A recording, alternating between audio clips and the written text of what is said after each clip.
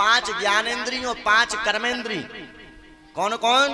श्रोत्र, त्वचा, नेत्र, जिह्वा, घ्राण, वाक, हस्त, पैर, गुदा और जन इंद्रियों की भगवान ने सृष्टि की है। और 5 पंचभूतों की भगवान ने सृष्टि की है। आकाश, वायु, तेज, जल और पृथ्वी। शब्द, स्पर्श, रूप, रस और गंध। शब्द, स्पर्श, रूप, रस, गंध, ये भगवान की सृष्टि में है। बंधुओं, इस संसार में कहीं कुछ नहीं था। ध्यान से सुनना, भगवान की सृष्टि प्रारंभ हो रही है। इस संसार में कहीं कुछ नहीं था, केवल जल ही जल था। क्या था? और जल को संस्कृत में बोला जाता है नीर। क्या बोला जाता है? नीर, नार। और जल का जो आकार था उसको संस्कृत में बोला जाता है अयन। नार, अयन, इससे भगवान नारायण की उत्पत्ति हुई है। बोलिए नारायण भगवान की। तो जल में क्या खिलता है? जल में खिलता क्या है? कमल। उसमें कोई बीज डालने तो जाता नहीं है, कि जाता है? तो भगवान श्री नारायण की नाभि से क्या खिला? कमल खिला कि नहीं खिला? भगवान श्री नारायण की नाभि से कमल खिला। और उसमें तो जो कमल के फूल का तंतु होता है, तंतु जानते हो? जो तंतु होता है, ऊपर कमल का पुष्प है, नीचे तंतु है नाभि तक। उस तंतु में ब्रह्मा जी 10 वर्ष तक भटकते रहे, ऊपर से नीचे और नीचे से ऊपर, कि हमारे माई बाप कौन है। तो जल में उन्हें 2 शब्द सुनाई दिए। आप जल में कुछ गिराओ तो उसकी आवाज आती है टप टप, आती है कि नहीं? तो जब वो 2 शब्द सुनाई दिए, टप टप, तो ब्रह्मा जी को लगा कि ये बोल रहा तप तप, तपस्या करो तपस्या करो। तो ब्रह्मा जी तपस्या करने लगे। तब भगवान श्री नारायण के दर्शन हुए। ब्रह्मदेव, आप हमारे द्वारा ही प्रकट हुए हो, इसलिए हम ही तुम्हारे माता हैं और हम ही तुम्हारे पिता हैं। तब बोले करना क्या है? बोले आपके लिए दिव्य सृष्टि का विस्तार करना है। तो कैसे विस्तार करेंगे? तब भगवान श्री नारायण ने ब्रह्मा जी को 4 श्लोक दिए। कितने श्लोक दिए? इन श्लोकों का नाम है चतुश्लोकी भागवत। इन्हीं 4 श्लोकों के 18,000 श्लोक किए गए हैं। ब्रह्मा जी ने नारद जी को दिए थे। और नारद जी ने, कल आपने कथा सुनी थी पुनर्जन्म की कथा, जो व्यास जी को समझाई थी। यही 4 श्लोक ब्रह्मा जी को दिए थे, तो उन्होंने 4 श्लोकों के 18,000 श्लोक बना दिए। अहमेवा समेवाग्रे नान्यद यद सद सद परम पश्चादः यो वसिष्येत सोऽस्मि हम। भगवान कहते हैं ब्रह्मा, अहमेवा समेवाग्रे, इस सृष्टि में जब कोई नहीं था तब मैं था। जब इस सृष्टि का विस्तार हो गया तब भी मैं ही हूं। और जब सृष्टि में कोई नहीं रहेगा तब भी केवल मैं ही रहूंगा। रतेर्थम यत प्रतीयेत ना प्रतीयेत चात्मनि तद विद्यात् आत्मनो मायां यथा भासो यथा तमा। भगवान कहते हैं अथर्म ऋते यत आत्मनि प्रतीयते, वास्तविकता के बिना भी जिसकी आत्मा में प्रतीत होती है उसे माया समझनी चाहिए। जैसे कि द्विचंद्र, आपने देखा होगा कि चंद्रमा आधा दिखाई देता है और कभी कभी चंद्रमा पूरा दिखाई देता है। तो चंद्रमा 2 नहीं है, चंद्रमा एक ही है। इसी प्रकार माया के द्वारा आपको 2 चीजें दिखाई दे सकती हैं, पर वो 2 है नहीं, एक ही है, वह एक ही है। इसी प्रकार भागवत के प्रथम स्कंद में 10 लक्षण बताए हैं। सर्ग विसर्ग स्थान पोषण उति मनमंतर ईशानु कथा निरोध मुक्ति और आश्रय। तब परीक्षित जी ने कहा, महाराज भगवान ने जब इतनी सुंदर सृष्टि बनाई तो भगवान की प्राप्ति होती किसे?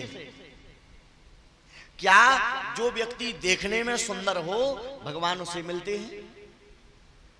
प्रेम से बोलो सभी लोग, दोनों हाथ उठा करके राधे राधे।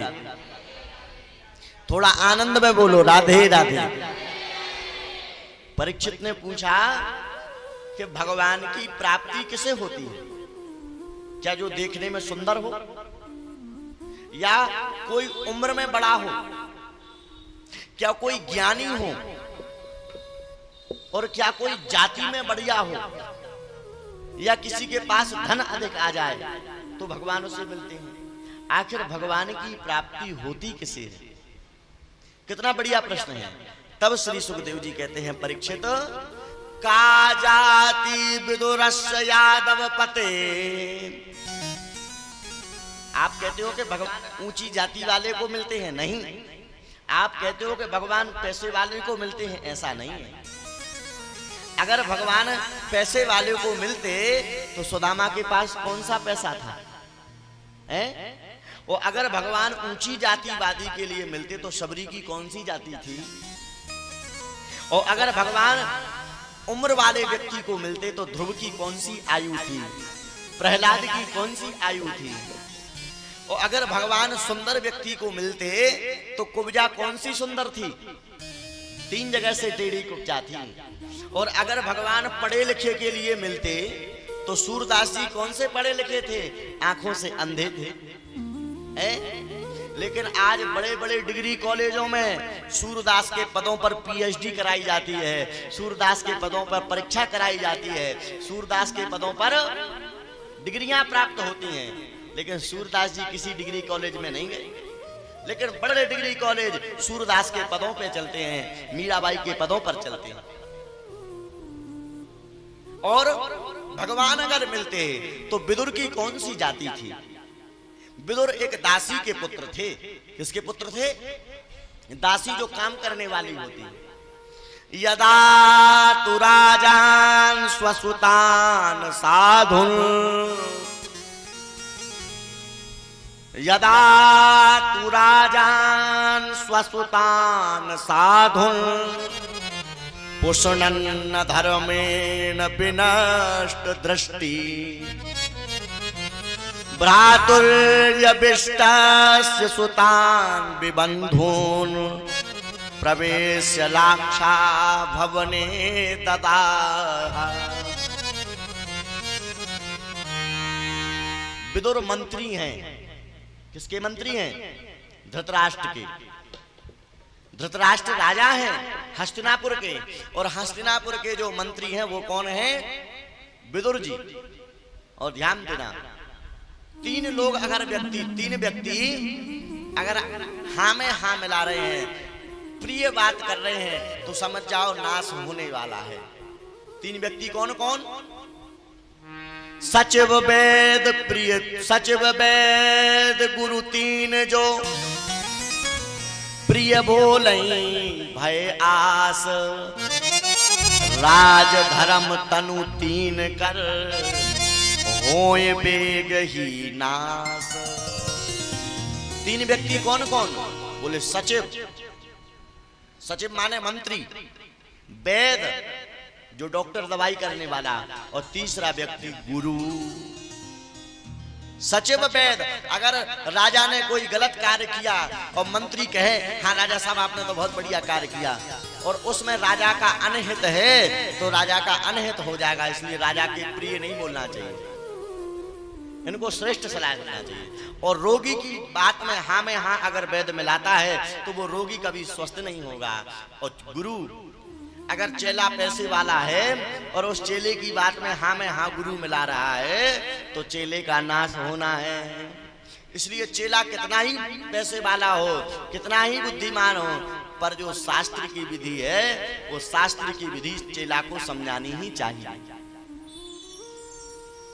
बंधुओं, आजकल हम देख रहे हैं लोगों का भक्ति करने का भी तरीका अलग हो गया है। ध्यान से सुनना, अगर आप लोगों ने शास्त्र विधि को त्याग, कोई पुण्य नहीं मिलेगा, पाप लगेगा। इसलिए जो शास्त्र में लिखा है, जो शास्त्र में लिखा है वही आपको मानना पड़ेगा। अगर आपने शास्त्र विधि को त्यागा तो आपको पाप लगेगा।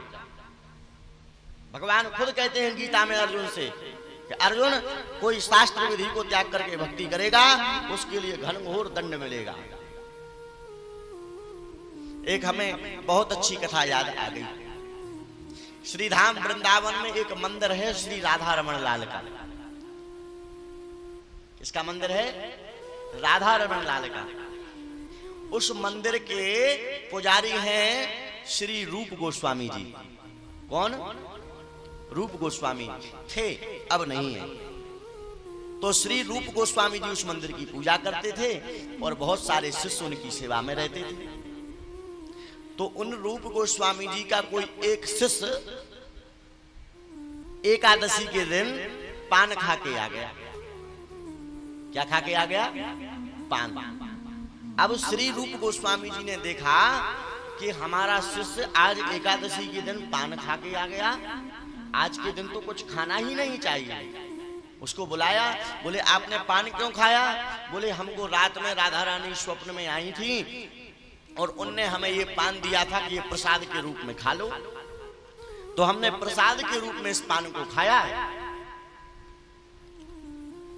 तो श्री रूप गोस्वामी ने समझाया कि आज ये अपराध कर दिया है, लेकिन अगली एकादशी से अपराध मत करना।